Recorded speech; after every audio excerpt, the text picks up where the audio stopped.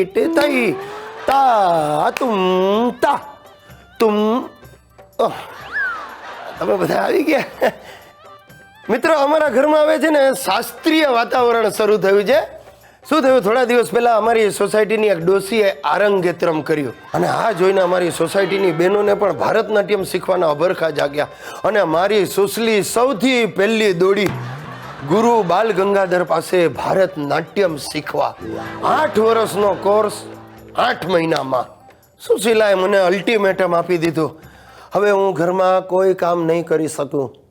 સવારે રસોઈ બનાવવા માટે મહારાજ આવશે, પછી ઘરઘાટી આવીને બધી સાફ સફાઈ કરી નાખશે. હું સવારે 9 થી રાત્રે 9 સુધી ભરતનાટ્યમની આરાધના કરીશ. ને ત્યારથી ઘરમાં તા થઈ શરૂ થઈ ગયું છે સાહેબ.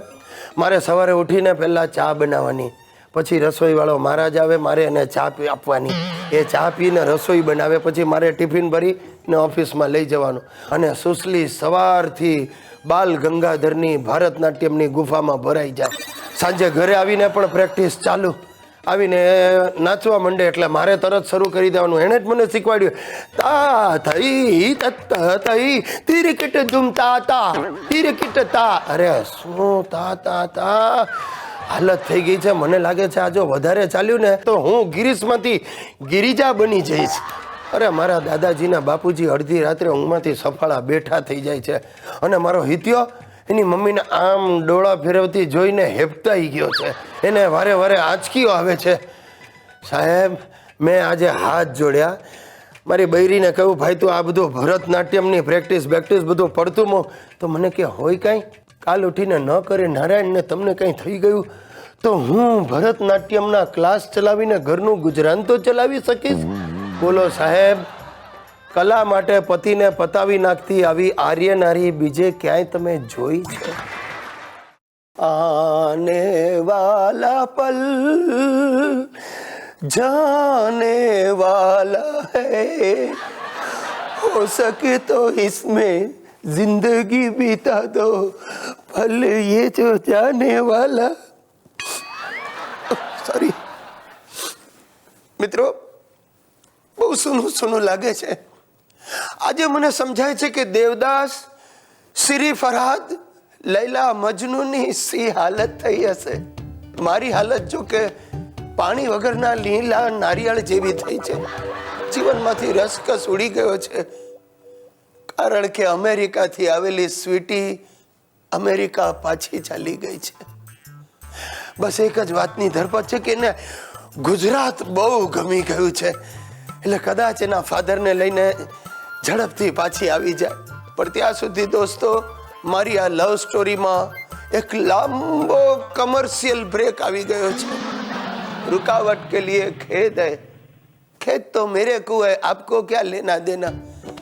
તમે નહીં માનો દોસ્તો, સ્વીટીના ગયા પછી હવે હું ધાર્મિક સાહિત્ય તરફ વળ્યો છું.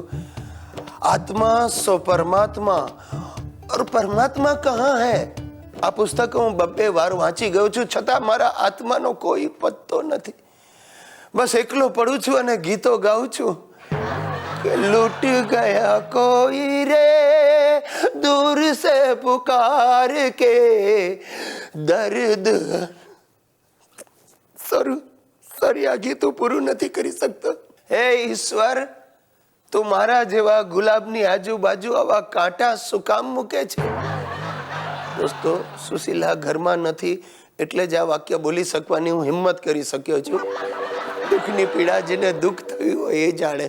આપણામાં પેલું ભજન છે ને, કાનુડો શું જાણે મારી પ્રી, ભાઈ અમે મનથી કુંવારા.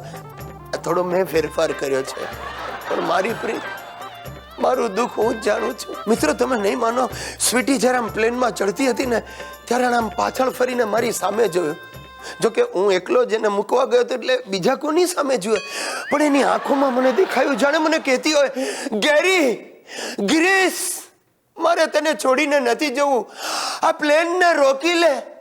અને તમે નહીં માનો સાહેબ, હું આગળ પણ વધ્યો પણ હું ઉડતા પ્લેનને રોકી ન શક્યો, કારણ કે સિક્યોરિટી વાળા અલમસ્ત ગાર્ડે મને કોણી મારી અને હું ગળથોલિયું ખાઈ ગયો.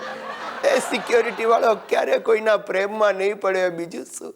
બસ હવે તો ભગવાનને પ્રાર્થના કરું છું કે મારા આત્માને શાંતિ આપ અને સ્વીટી ઝટ પાછી આવે એવી એને સદબુદ્ધિ આપ.